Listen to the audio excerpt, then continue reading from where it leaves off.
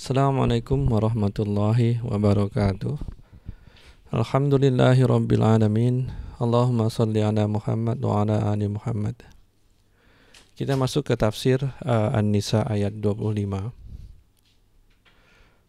Kita akan membahas banyak mengenai hamba sahaya.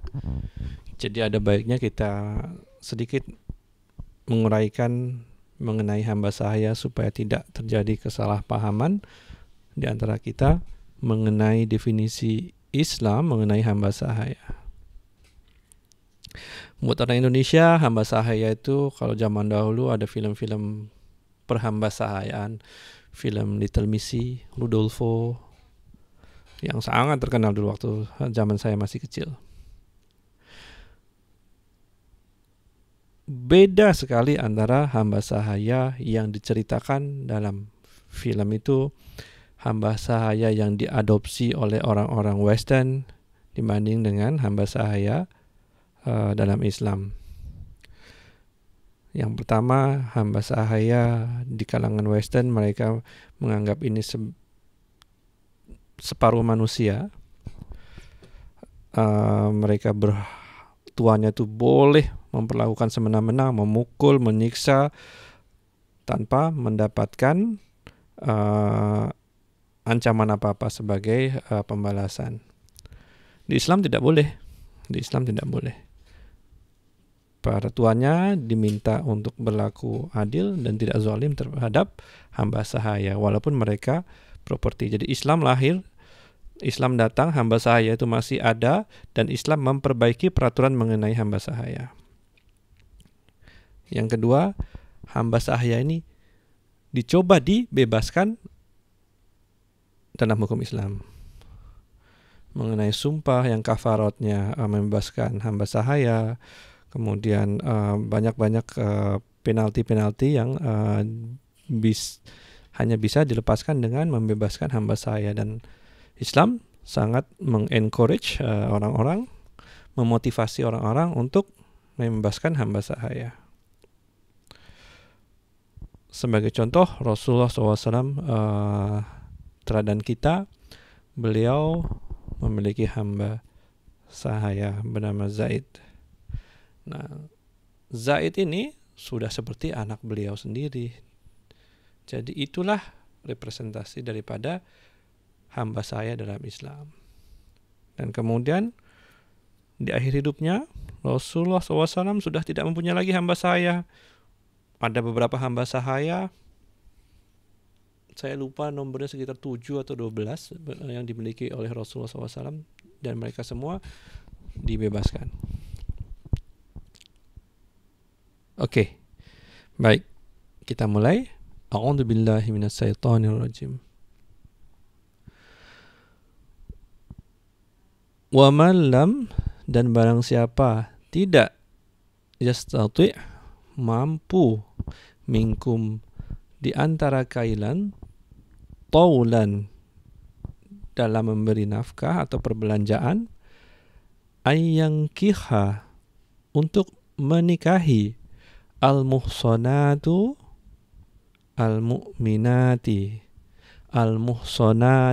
al-mu'minati, wanita-wanita yang merdeka yang beriman. Jadi ini masih membahas tentang lelaki-lelaki yang ingin menjaga dirinya, tetapi mereka tidak mampu menikahi wanita-wanita merdeka. Famin ma malakat aymanukum, maka diperbolehkan untuk menikahi budak-budak, nanti kalau tertukar dengan orang Malaysia, hamba sahaya kalian. Budak-budak bahasa Malaysia itu anak-anak. Jadi hamba-hamba sahaya kalian, min fatayatikumul mu'minat, perempuan-perempuan yang beriman. Nah, jadi kalau kita artikan semuanya, barang siapa di antara lelaki ini yang tidak mampu membeli perbelanjaan atau nafkah atau mas kawin untuk menikahi wanita-wanita merdeka yang beriman, jadi prasyarat dari pernikahan adalah dicari wanita-wanita yang beriman. Famimma malakat aimanukum, maka diperbolehkan untuk menikahi hamba-hamba sahaya milik kalian dari yang beriman. Jadi yang iman itu nomor satu. Kenapa? Karena dari pernikahan itu akan lahir seorang anak. Dan kita, kepala keluarga, diwajibkan untuk menyelamatkan keluarga kita dari api neraka. Kalau umpamanya ibu dia tidak beriman, sedangkan anak secara natural akan dekat dengan ibunya, bagaimana kita menjaga keluarga kita? Itu pesannya.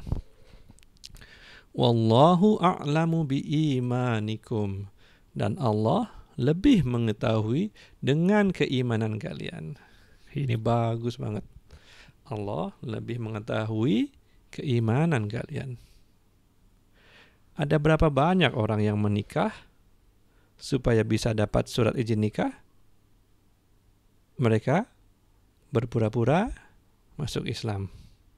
Betul nggak? Sama di sini. Jadi jujurlah, jangan berpura-pura. Kalau kalian beriman, berimanlah dengan sepenuh hati, bukan hanya semata-mata mengejar pernikahan. Karena hamba-hamba sahaya ini bisa saja mengaku-ngaku orang beriman. Ba'dukum min ba'di, sebagian kalian tuh dari sebagian yang lain. Maksudnya adalah kalian tuh semua sama-sama keturunan Adam. Status kalian tidak membuat kalian tuh lebih mulia di hadapan Allah. Status merdeka, hamba sahaya di depan Allah sama. Allah melihat hatinya. Fankihuhunna, maka nikahilah mereka biizni ahlihinna, dengan seizin tuannya. Ini case yang sedikit berbeda ketika hamba sahaya ini bukan milik lelaki yang mau menikahinya, milik orang lain. Mungkin dia lihat ada, hamba sahayanya milik fulan tuh cantik dan beriman, maka saya mau menikahinya. Nah, kalau case yang ini apa yang harus dibuat? Wa'atuhunna, dan berilah mereka ujurahunna, mahar mas kawin mereka, bil ma'ruf, dengan menurut yang patut. Biasanya kalau berhadapan dengan hamba sahaya, selalu kita tuh secara general mengatakan separuh daripada yang merdeka. Itulah yang disebutkan kenapa kalau kita tidak mampu menikahi perempuan merdeka yang beriman, maka menikahilah hamba sahaya yang beriman dengan harapan perbelanjaan kalian, finansial yang kalian keluarkan itu lebih ringan. Menikah itu adalah sebuah komitmen finansial buat seorang lelaki.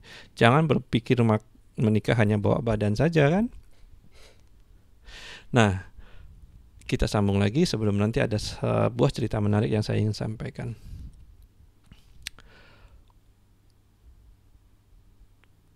Muhsanatin ghairu musafihatin, wanita-wanita yang memelihara diri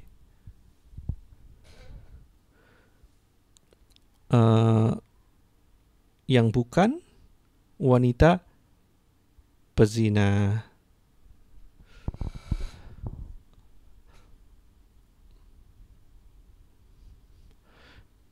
Wala muttakhidati, dan bukan wanita yang mengambil dan lelaki piaraan.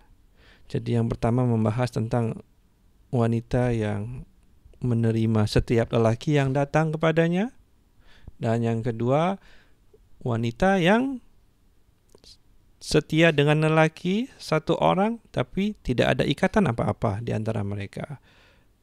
Mereka hidup bersama, kumpul kebo. Faham sampai sini? Jadi yang pertama, kita itu boleh menikahi hamba sahaya.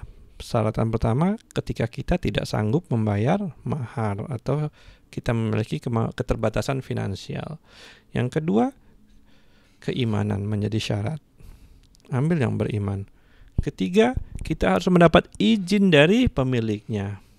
Sudah dibahas di atas. Terus yang keempat, wanita ini suci, bukan pezina. Ingat, dari pernikahan akan lahir seorang anak. Baiknya kita mulai semuanya dengan baik.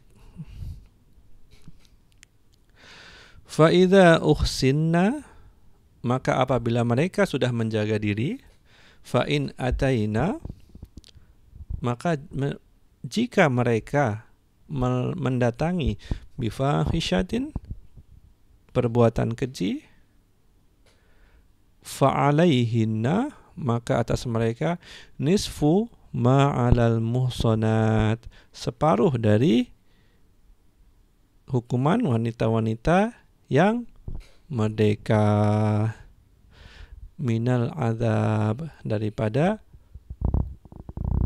hukuman. Jadi sekiranya sudah menikah, mereka bisa menjaga diri, tapi akhirnya mereka terjerumus, wanita-wanita terjerumus dari perbuatan keji, perbuatan zina, maka hukuman buat mereka separuh daripada orang-orang yang merdeka. Ini banyak pembahasan fikih yang membahas mengenai ayat ini, tapi karena kita masih menerangkan yang basic, saya cukupkan pembahasannya sampai separuh saja. Dzalika liman khasyal anata minkum. Demikian itu bagi orang yang ia takut dan sulit menjaga diri di antara kalian.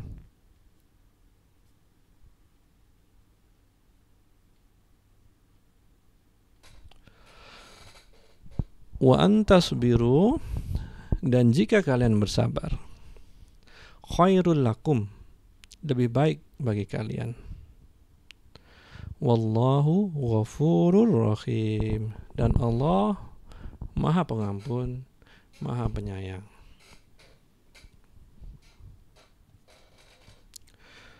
Nah, di sini di akhir daripada ayat Allah mengatakan bahwa wahai lelaki, kalian boleh menikahi hamba sahaya kalau kalian tidak mampu menikahi wanita merdeka. Tetapi kalau kalian bersabar, itu lebih baik daripada kalian. Maksud dari sabar ini adalah mencegah untuk tidak menikahi hamba sahaya. Nah, menikahi hamba sahaya ini, sekiranya hamba sahaya ini milik kita, milik lelaki itu. Seperti contoh Rasulullah SAW memiliki hamba sahaya namanya Sofia. Sofia ini cantik. Kemudian Sofia ini mengandung anak daripada Rasulullah SAW. Nah, dengan adanya anak ini, ibunya secara otomatis begitu tuanya meninggal, dia akan merdeka. Ini hukum perbudakan yang diatur oleh Islam, ya. Saya ulang, Islam mengatur kalau kita, seorang lelaki, punya anak daripada hamba sahaya, kemudian status ibu ini kalau tidak dibebaskan oleh tuannya masih tetap hamba sahaya, tapi secara otomatis dia jadi bebas begitu tuannya meninggal. Jadi orang bebas. Itu satu. Yang kedua, hamba sahaya seperti yang dibahas oleh ayat ini dinikahi oleh orang lain dengan seizin tuannya. Si lelaki ini sebut saja namanya Fulan, memberikan mas kawin, kemudian juga memberikan hadiah buat tuannya untuk membeli hati tuannya supaya mengizinkan dia menikahinya.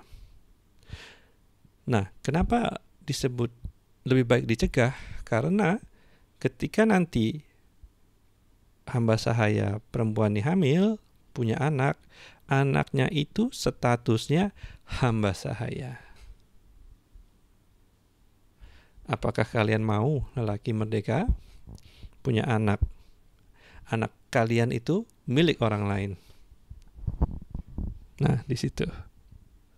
Akan tetapi Allah berikan keringanan ini karena Allah tahu manusia itu nggak sama kemampuannya untuk menjaga dirinya. Dan jangan mencela orang-orang yang menjaga dirinya. Jangan bilang kamu itu menahan nafsu aja nggak bisa. Enggak, ibu-ibu, kalian nggak tahu apa yang dihadapi oleh lelaki-lelaki itu. Mereka itu orang baik, mereka mau menjaga nafsu, menjaga dirinya. Mereka tidak mau melakukan perbuatan yang melanggar syariat Islam. Jangan dihina. Nah, dari situ saya cukupkan pembahasan surat An-Nisa ayat 25. Assalamualaikum warahmatullahi wabarakatuh.